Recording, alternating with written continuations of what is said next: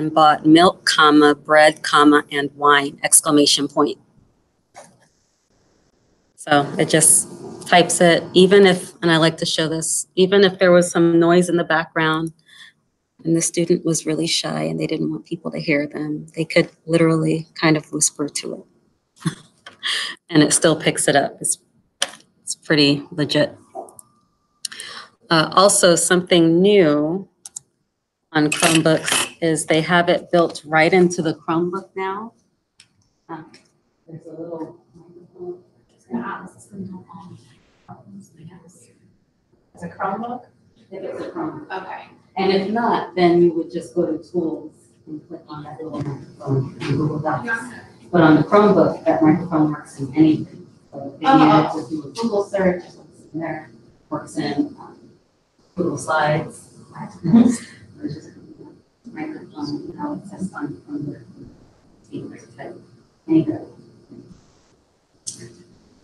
Gray Scott candy and no one's taking it. I'm here. And that's the good stuff. Okay. Oh, what happened? Where did it go? Interesting. Okay. So if I use my tool for voice typing, so I'm working on my writing, and just a reminder, this is probably best if you do pre-writing activities and graphic organizers, because how we speak and talk is different than formal writing. So it's not just a quick fix, but after I'm done with my writing, I can then use my Read and Write for Google toolbar to help me to be more independent with my editing. So I'm going to pull that little purple puzzle piece, and in Google Docs, it just hangs out here. Okay. And when I pull it down, now I get my whole toolbar. And I'm just going to click over here and press play, and it will let me hear my writing. Just a reminder, this is probably best if you can create writing activities and graphic organizers, because And I can hear, okay, that's a long sentence. So now I need to go in and put in my periods or my punctuation. But instead of an adult sitting next to the student saying, okay, where can we pause? You know, they can hear it themselves and go, hopefully be a little bit more independent or work on that. So that is the voice typing tool.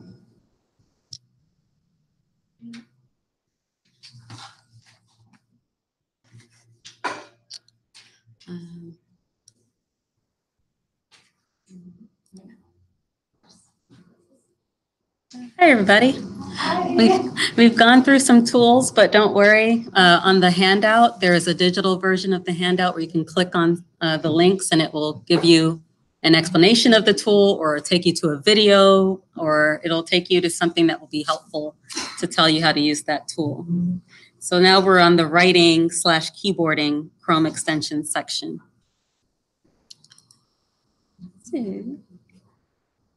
Okay. Another barrier to writing is sometimes our students get a worksheet and they have the barrier of either spelling or the physical act of writing. Something gets in the way, and paper pencil is just not appropriate or not the best way to show what they know because of all those barriers that could get in the way.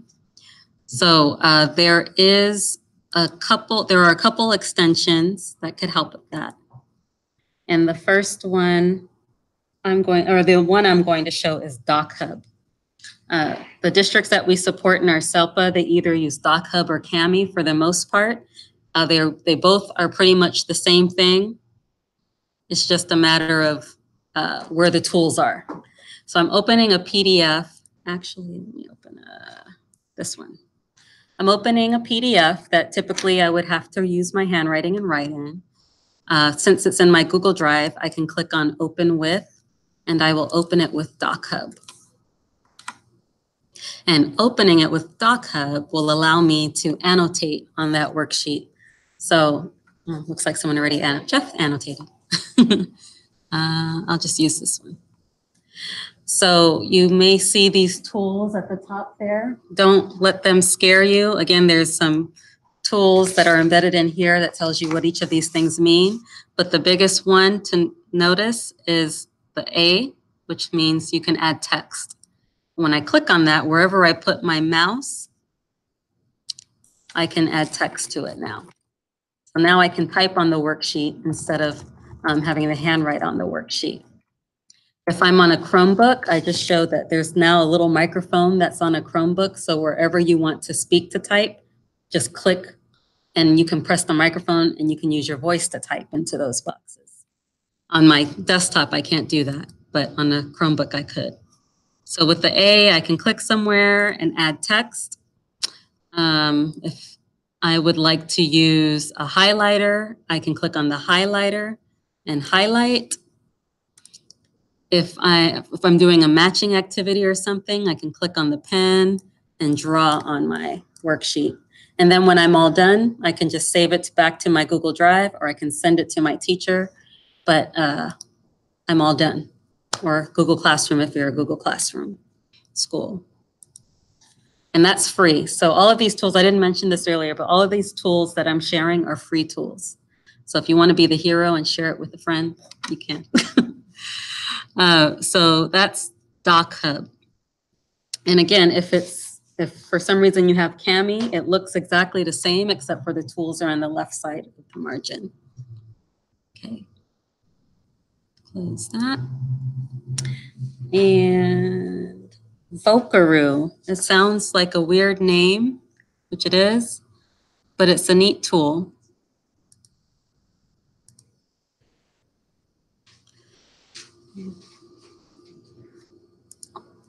So Vocaroo is just a quick and easy voice recording tool.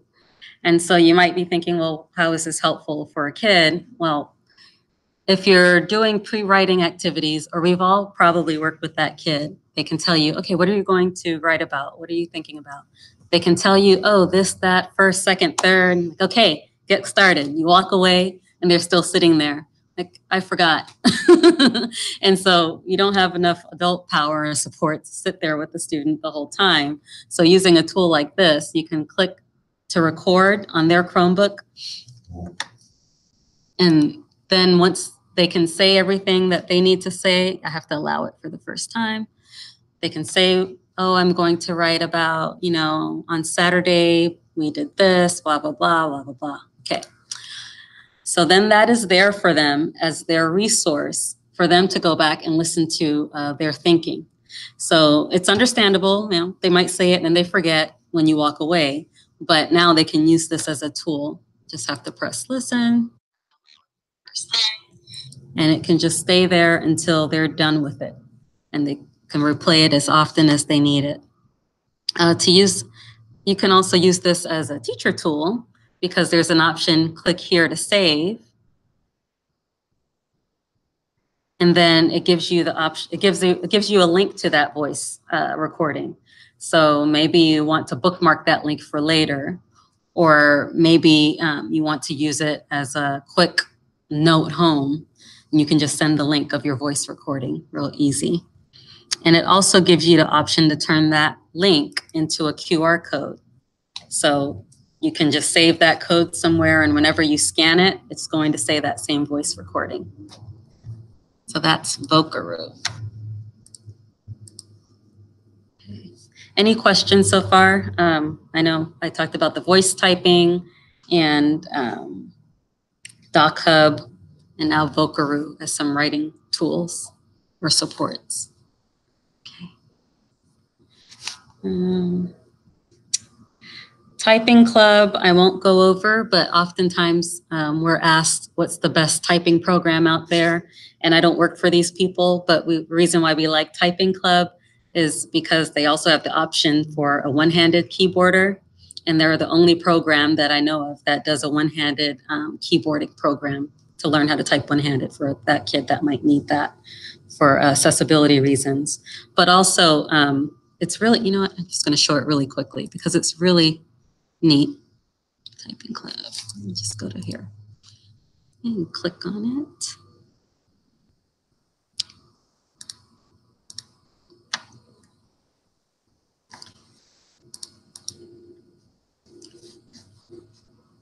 So it just gets right to the point. When you click on the first lesson, the home row to begin, it shows you a quick intro video. Then it helps you as I hear you want to type with and then it shows you where your finger should go. And it's just a self-guided typing tutorial, and it keeps data for you too. So that's why we like it. But there's others out there, but that's just one that we talk about. Okay. The next one I want to show you is Write Well. This is a really neat one. You do have to sign in to use it, but we just sign in with our login with our Google. And encourage students to do the same.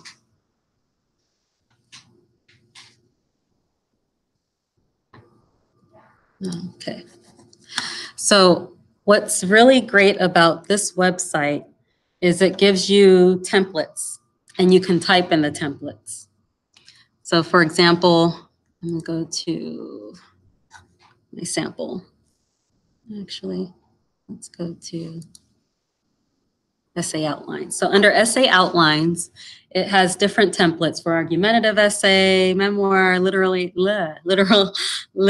analysis, personal narrative. If I click on one, it breaks it down for me. I don't know if you remember the old draft builder from the Solo Suite, where it helps you to break things down and then it put it together for you once you were done writing. So even though this looks like it's built for essays, you could also use it for paragraph writing to help students break it up into pieces that way. So you could have your intro sentence and your supporting sentences, and then your final sentence. And it breaks it up into sections. And when you're done, at the click of a button, it will save it all together and they don't have to retype it. So it's like it's guiding them through the writing process and not punishing them for taking their time. It's kind of rewarding them, because if they took their time through the process, when they click download, it takes all of their work and puts it together into the paragraph or into the composition for them. Does that make sense? Yeah, because when I was a paraeducator, I was one-on-one for a student with ED. And the worst thing I could do is tell her, okay, great, we did our rough draft. Now let's do it all over again. A nice final copy. This would take that away. So that's Write Well. Holt, H-O-L-T. If you go to that link, it just takes you to a bunch of interactive graphic organizers. So you don't have to reinvent the wheel or come up with your own. You can just look at these these headings and see if that's one that will meet your needs. And they're called interactive graphic organizers because you can type right into them. Oh, it opened it in my read and write. Shoot, my computer is set to open it in my read and write. So I have to use my read and write to type in it. That's okay. So you could just type in them. So those are free. Like I said, everything I'm showing you, they're all free. So we talked about Holt, Write Well, all of these different tools to support writing, and it helps to remove the barrier. Now, I want to pause here and double check. Are you all familiar with Read and Write for Google? So I get really nerdy when I talk about Read and Write for Google. Just a warning, I do not work for them. They don't pay me to talk about it. It's just that it's such an awesome tool, awesome teacher tool, and they give it to teachers, the full version, for free. You just have to sign up, and I'll show you where to sign up for the full toolbar. Most of the students in Oceanside, if they have it, they just have the free version. So their toolbar looks more like this. As soon as my page loads.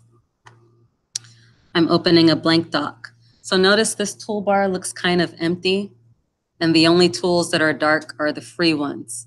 The tool that allows you to play things back, a tool that does translation, and then a tool that allows students to practice reading out loud. But as a teacher, your toolbar can be full of different tools that look like this. And here's why you want to get the teacher version. Okay, this is where I'm going to sound like an infomercial.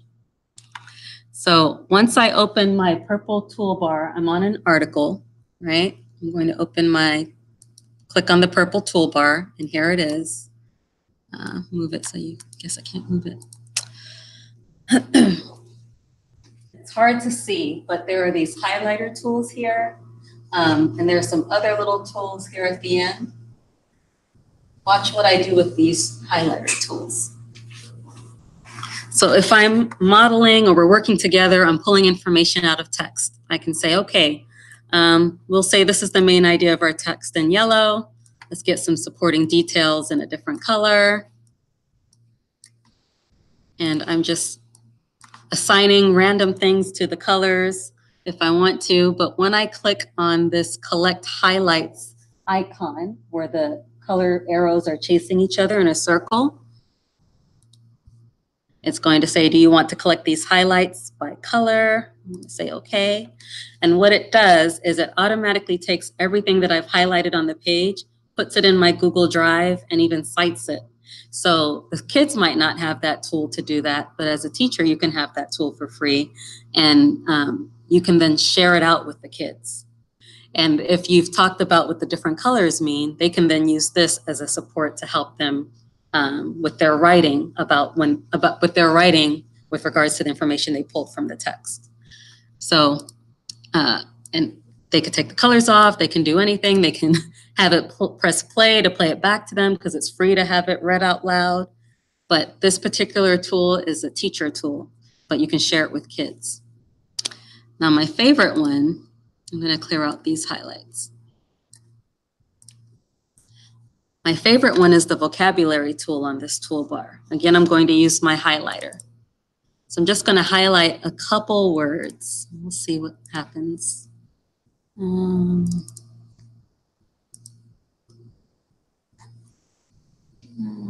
Let's do Egypt. So I've highlighted a couple words. Instead of clicking on collect highlights, I'm going to click on vocabulary.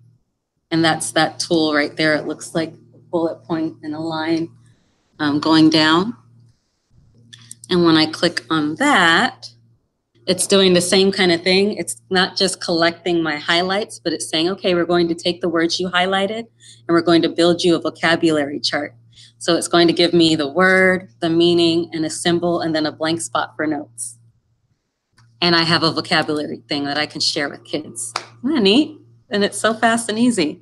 And if you want to create your own list, you don't have to highlight words from a text. You can just type words in a blank document and then highlight and click on the vocabulary tool. But yeah, free for teachers. Any questions? I tend to go fast on these tools. I get excited. Good. So the collect highlights and vocabulary tools are my favorite one for teachers.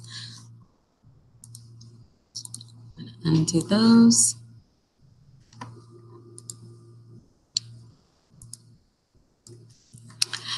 Now, the free tools that the students have access to, like I mentioned, are just the ones that read for you of translator, and then this practice reading out loud one. I'll just show you how those work really quickly. You don't have to remember what everything on the toolbar stands for, because if you put your mouse over it, it tells you exactly what it does. So I'm going to click on hover speech. And the reason I like hover speech is because I can scroll and wherever I put, sorry, let me finish speaking. And wherever I put my mouse, it will start to read. I don't have to highlight a section and then press play. If I click on hover speech, I can do that, put my mouse down there, and it will just... Archaeologists uncovered ancient human remains and pottery fragments. And I can turn it off when I'm done. So that's free. And again, this isn't a special ed tool or anything like that. It's a universal design for learning tool.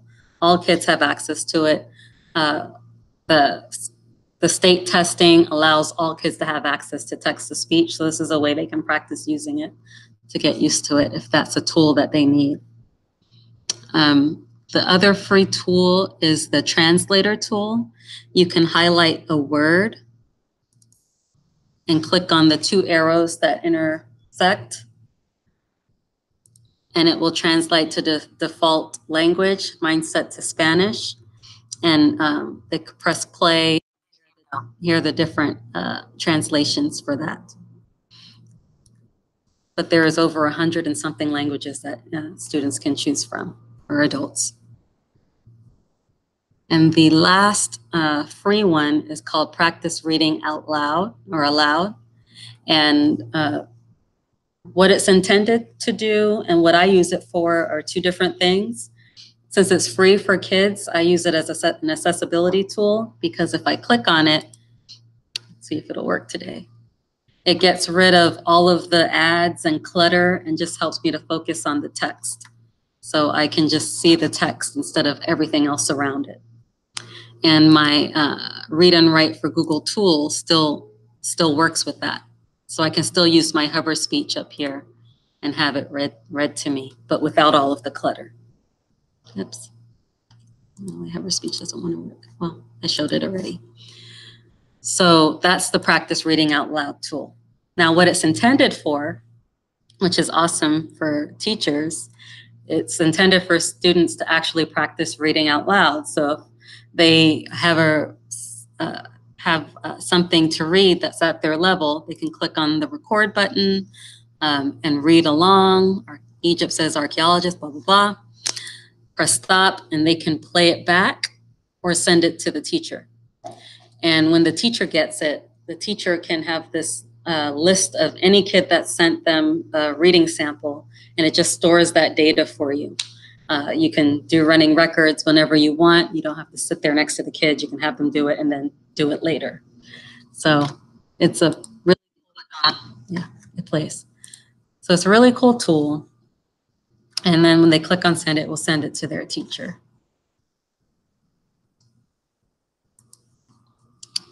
Oops, I closed that. Trying to see if there's anything else here. The only other tools that might be helpful if you have it as a teacher, the free version as a teacher, would be the dictionary tools. If you highlight a word, you have two options for dictionaries. There's a regular dictionary where it will give you the definition. So if you're doing something in real time as a class and you come across a word, like what do we do when we don't know a word?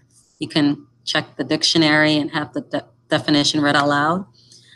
If you still don't get the word, you can click on the picture dictionary and it will give a visual for more support. So those aren't free, but they are free for teachers if you sign up. And the link on here will take you to the link for you to sign up to get it for free. And when I say sign up, don't worry, they don't bother you. It's really not a gimmick. Again, I swear I don't work for them. You sign up, it's like a couple questions on the one page, like your district email, because they need that to attach the free version to it.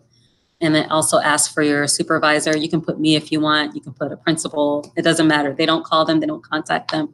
They just want bragging rights to say, we've given it to teach so many thousands of teachers for free.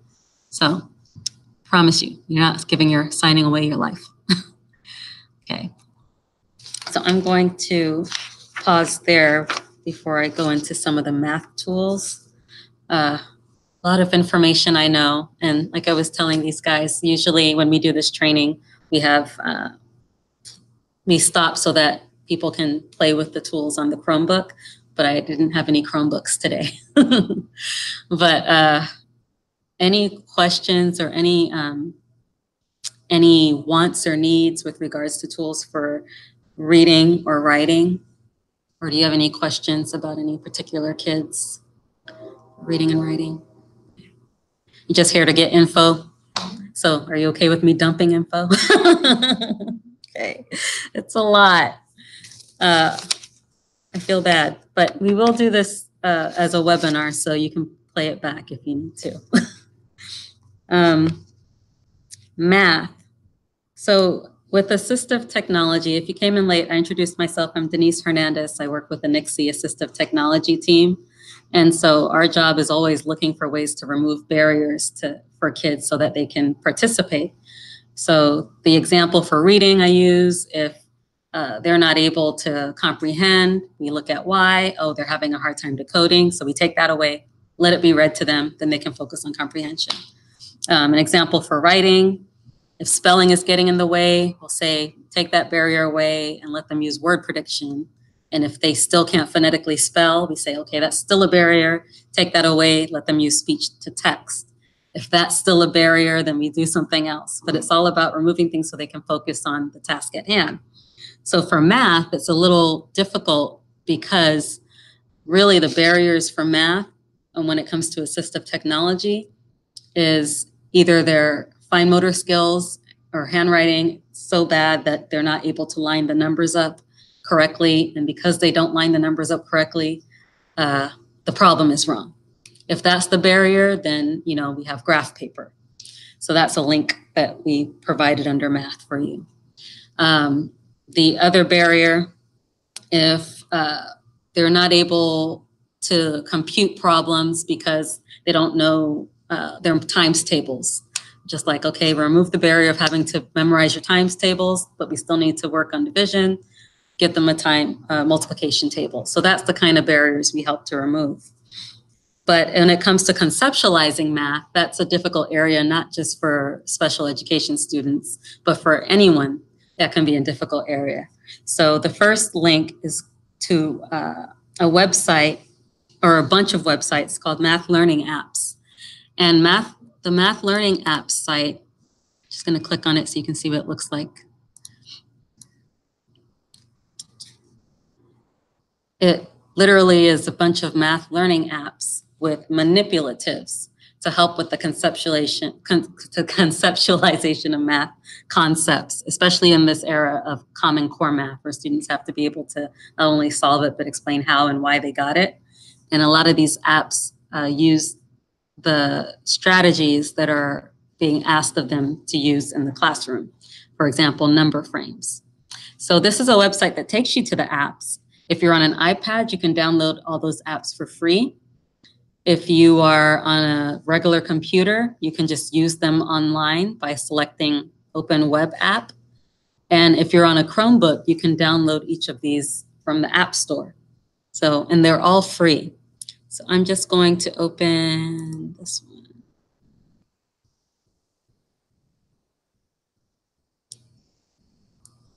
Move that out the way. And so on this one, I can click on the frame and I can select this 10 frame. I can say, okay, I need to add 2 in there, add 3 more, and do whatever I need to do with the 10 frame, but it's a physical manipulative that I can access from pretty much any device that I'm on.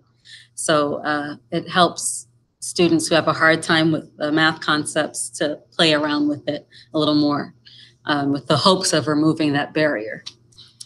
Okay. So that's the math learning apps. And there's a bunch. I encourage you to play with them. They're fun. Yeah. I was wondering where I can get this document by click on it. Yes, good question. So on the second page or behind that first page, there is a link that you can type in, or if you have an iPad, you can open the camera app and scan it and it will pop up.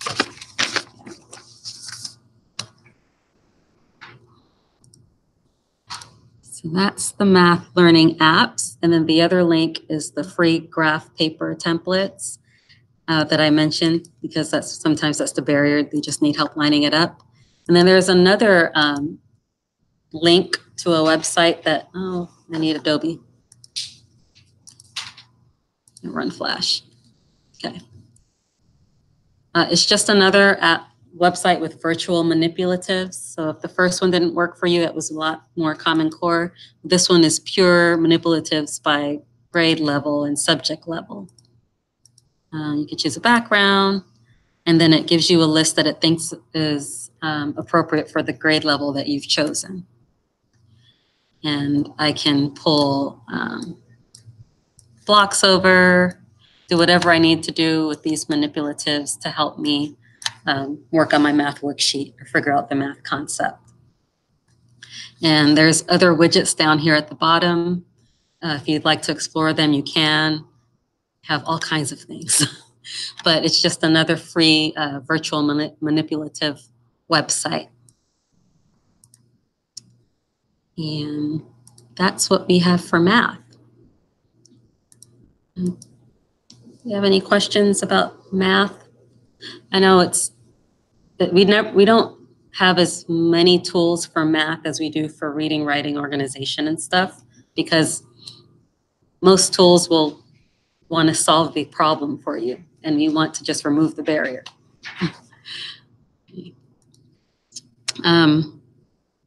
What's I going to say about math?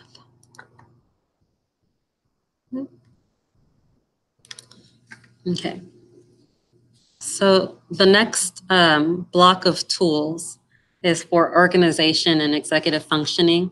Again, some executive functioning has popped up a lot lately for us. And we found that students and parents are looking for a quick fix for kids who have executive functioning problems, you know, the organization and getting everything together. And there isn't a quick fix. There's nothing out there that will get rid of them having to need supports for that. But there are things that, I mean, I use all the time just to help keep myself on track. One of those things is Tab Jump. It's an extension that lives up here with my extensions where my purple ring is. It's this one. And when I click on Tab Jump, it allows me to lock something, right? I unlocked it to lock it again. It allows me to lock this page so that if I'm impulsive and I accidentally want to close it, it's going to say, wait, are you sure? So I'm thinking about the student that's working on a writing assignment, and then they close it, they press the X and they close everything down. And they have to go back and find what they were using to research, their Google Doc, their graphic organizer, I have to pull all of that back up. It's frustrating. So using Tab Jump will save them from that frustration. So I've locked everything pretty much on here so that I can't close it down unless I'm ready to. Also, Tab Jump gives me options to go back to something that I was at but accidentally closed anyway. So where my purple ring is, these are websites I've been to as we've been working together. These are related tabs. And then I can just jump to frequently used tabs. So for my students, they always have the Google Drive apps in that column. And they can just click on that Tab Jump and go straight to their Google Docs. So that's Tab Jump. I use it. I use it a lot professionally. The next one, Note Anywhere, is another one I use. And it's this yellow sticky that's sitting right here. When I click on that, excuse me, I get a yellow sticky note. Actually, I should do this somewhere else so I can close it. I'll do it on this one. I get a yellow sticky note and I can say, remember, or notes, or maybe this is my password for this particular page. And if I leave this page, close it, as long as I'm on the same device and I sign in, I can go back to that page and my sticky note will still be there. It lives on that page now because I've added it. Oh, am I in the same article? Uh-oh, where'd my sticky note go? Oh, there it is. I was like, I lied to you. So the same sticky note I just created just kind of lives on that page wherever I put it. So you could probably think of ways in your adult life that might be helpful. Every month we have to do mileage and I have to remember these budget string numbers. So I have that post-it on my mileage page with my numbers so I can copy and paste easily. So it's a good one. Wish I had it in high school and college. So that's Note Everywhere or anywhere. The Google Quick Create extension. I mentioned that having to sign in and find your Google Drive can be a lot of steps for someone who has difficulty with executive functioning to begin with. So there is an extension called Google Docs Quick Create. When I click on it, I can just create a new document on the fly. I don't have to go in my drive and click new and start from scratch. Anything I need to create quickly, I can click on quick create and then click on new, and it automatically gives me a new document from my Google Drive, and I can just get to work right away. So that's quick create. Please stop me if I'm going too fast. I know I'm going too fast. Let's go back here. Get rid of these.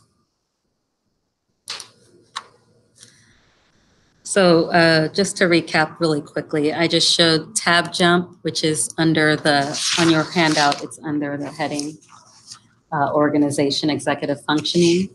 And there's also some visuals in the notes section. So if you want to like make a little note next to something like, oh, I want to go back to that because that one looked interesting, you can just make yourself a little note next to the visual, and that way you'll be able to identify it visually if you want. Note Anywhere was the pretty little sticky, and Google Quick Create looks like that. So try to pair it with visuals. Practice what I preach, right? Google Keep is one that has flown under the radar, and it's a really good one. If you download the Google Keep extension, if you are on any website, close some of these. Let's go to oops, Dogo. So I've been using Tween Tribune, but Dogo News is another one that has articles with current events. Okay. So if I'm on an article and I highlight some text, if I've downloaded Google Keep as an extension, I can right-click on that and I can click on Save Selection to Keep. And when I do that, it automatically takes what I've highlighted and it tells me, okay, we just pulled this into Google Keep. So thinking about how kids can use this, if they're looking for information from text, they can stay on the same page, they can use their read and write for Google to have it read to them. And then after removing those barriers, if they need to collect information from that for free, because they don't have to collect highlights on read and write for Google, but they can still pull information out for free using Google Keep. So I've highlighted that. I wanted to pull that out. Oh, I also want to pull this out. So I'm going to highlight that section and right-click on it and click Save to Google Keep. And it's keeping everything that I've highlighted. I don't have to copy paste. It's just as soon as I highlight and Save to Keep, it's putting it there for me. So now, how do I get it if I want it? My Google Keep extension that lives up there, if I click on it, right-click on it, it tells me I can go to Keep. And that's where everything that I've highlighted or saved lived. And these are different things I've highlighted or done with my Keep. And now I can find it and use it, and maybe I need it for my writing project, or maybe I need it to study. But whatever I've highlighted or created lives here. And this is what I just highlighted today. And so it cites it, so I can go back to the original article, or I can just use this information. There's so much on Google Keep that you can do. It's overwhelming. But one of the things that I use, I'll share how I recommend kids using it for executive functioning and how I use it as an adult. You can create a grocery list and say, remind me when I'm at Trader Joe's. And so you'll get a little ping when you walk into Trader Joe's that your notepad will say, hey, there's your list for Trader Joe's. So for students with executive functioning difficulties, they can click on Remind Me. This is due in a week, so remind me next week. And also remind me, oops, oh shoot. I want to take that. Okay. What I was looking for was to pick a place, which is the example I gave you for Trader Joe's. They can put their home address in. So when I get home when I walk in the door, I need an alert to remind me that it's time to do the reading assignment. Or when I get to homeroom, I need an alert to remind me to check my journal, or whatever the case may be. It's just a quick alert, especially if they're using Chromebooks all the time anyway, or if it's a student that has a cell phone. If it's on their Chromebook, the Chromebook gets them an alert too. So I know it sounds very big brothery, but some kids need that support so that they can be a little bit more independent and not need an adult to say, hey, did you do this? Hey, did you do this? So that's Google Keep. With Google Keep, you can also do voice notes. It doesn't just have to be articles. You can do all kinds of stuff. It also shows, oops. Oh, I clicked it away. But you get the gist with Google Keep. If you're not sure how you personally can use it in the classroom or with students, on the handout, there's a link to a little photo called 15 Ways to Use Google Keep. And I've shared a couple examples, but there's more examples here on how it can be used. Okay. Any questions before I show a couple more? Okay, I know, I feel so bad. It's a lot.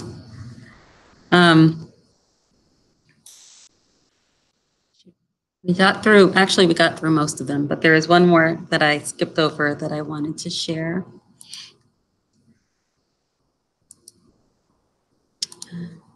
Recent. Okay. I know I shared the tool where kids can have things read to them, but sometimes they might get a worksheet in their Google Drive and it's not a worksheet that you can actually, that's not readable because it's not OCR is the technical term, but pretty much saying, if I can't highlight on it like that, then no tool in the world will read it. It'll think it's a picture and you can't highlight over a picture like that. So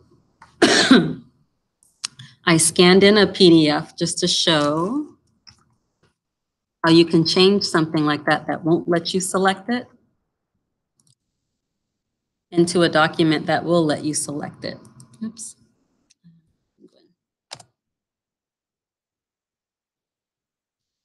Where is it?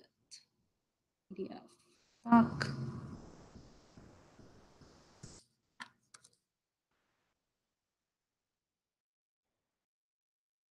Scan, non-OCR article, okay. So if you have something like that, or if a student has something like that where you can't highlight so that it can be read, you can right-click on that document. It could be a PDF, it could be a picture. So for example, if you're in a classroom really quickly, you wanna get something on the computer so they can have it read to them, you could take a picture and upload it to Drive, or it could be a PDF. If you click on Open With Google Docs, it will OCR that document for you. It will pull out the text so that the student can press play and be able to read it. Whereas before they couldn't because it was just a picture, flat document. So that's what it's doing right now for me. Might take a few more seconds. So what it did for me is it just pulled out the text. And now I can use my read and write for Google to press play and have it read to me. Whereas before I couldn't because I wasn't able to highlight it enough to press play. So that's a quick and easy way to make something accessible on the fly. And it works with pictures.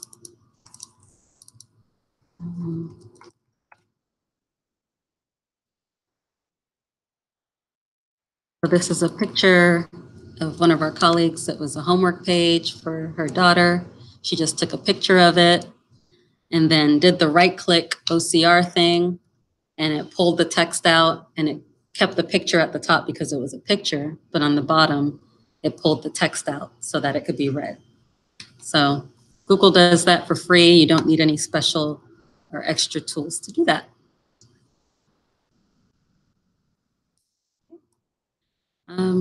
So those are the tools in a nutshell.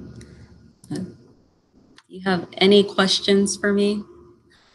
Or anything you're curious about that you were hoping to hear about? Okay. I don't know what OCR is. Yeah, I know, it's a fancy word. Nobody knows. Okay, I was like, should I know that? No, nobody knows. that That's why I said, kept using pull-out text to yeah. take out the fancy. Oh, that's not weird. Yeah, so it stands for optical character recognition, Oh, and it's okay. just a fancy way to say that you can pull the words off of the text. Like if it's something you can copy and paste, then it's OCR. Oh, Yeah. No? I say it to throw it out there, and then I hope nobody asks me because I really don't know. No, just kidding. So yeah, yeah. Now you can sound fancy. Like what? You don't know OCR? So yeah, whenever you like, if I took a picture of some of the words, I wouldn't be able to pull the text off of it. Okay. So it's not OCR. Good question. Any other questions? So you have access to this document. Like I said, I wish we had more Chromebooks so that you can play with it in real time. But if you get stuck, I don't think my contact info is on here. But you can find me on the nixie.org website and email me if you want more information on anything. We're done early. I don't know if you need to go back and plan and practice using your tools, but technically we're done. Yes, you're welcome. I'll be here if you have any questions, but that's it. I encourage you to access the digital version and download some of these and have fun with them.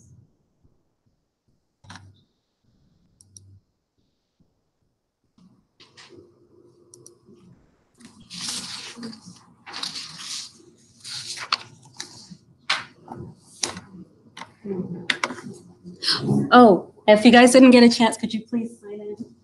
Just to show that you were actually here. Can everyone sign in?